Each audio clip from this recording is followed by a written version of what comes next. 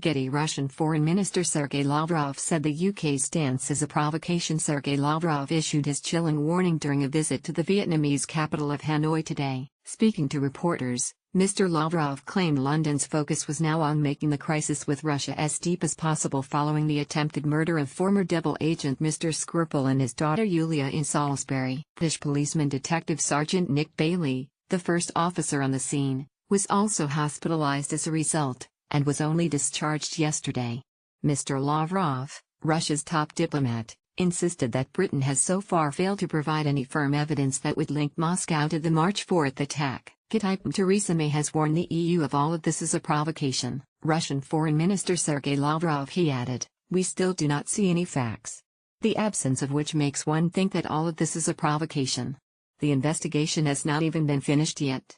On Wednesday, during a visit to Japan, Mr. Lavrov flatly denied Russia's involvement, and claimed the UK deliberately taken a course aimed at undermining bilateral relations.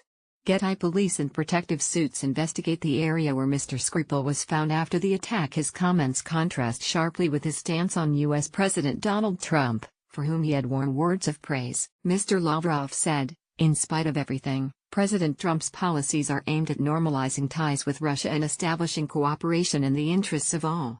Mr. Trump's muted response to the Skripal attack has raised eyebrows among Western allies, as did his decision to call Russian President Vladimir Putin to congratulate him on his re-election on Sunday. During this conversation, Mr. Trump apparently proposed a summit in the not-too-distant future.